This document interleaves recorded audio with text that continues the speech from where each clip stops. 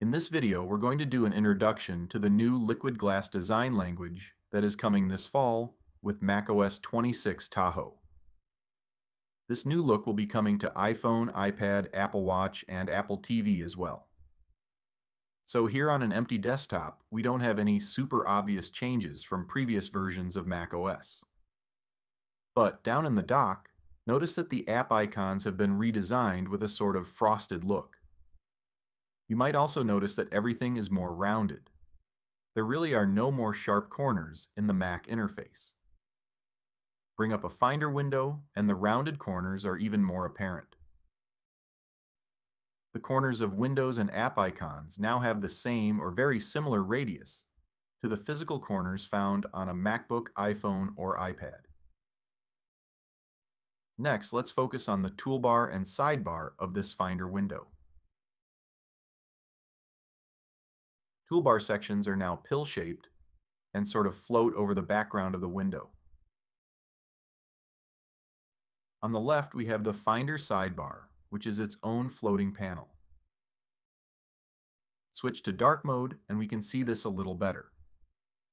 Notice the edge of the sidebar panel will refract the colors of the desktop wallpaper, which is currently blue. If we change to this mainly purple wallpaper, we can see that affects the color at the edge of the sidebar panel. These are subtle effects, but they are apparent throughout the new operating systems. If you really want a new look for your Mac, there is now an icon and widget style section in Appearance Settings. From here, we can switch to the new Clear Style, which removes all the color from any app icon or widget, creating a crystal-like look for them. We can even set a dark option for the clear style.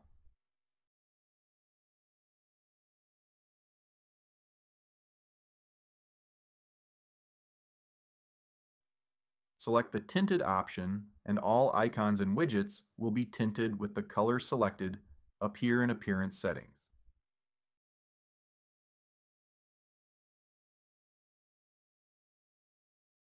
These tints can also have a light or dark style. So macOS Tahoe will provide several new ways to customize the look of your Mac, and the new liquid glass design language can make that look more consistent across your Apple devices. This was recorded with a first beta of macOS Tahoe. I'm sure things will change a bit as we get closer to the official release this fall. At that point, we will have full tutorials available on everything new in macOS, iOS, and iPadOS 26 at themacu.com. Thanks for watching.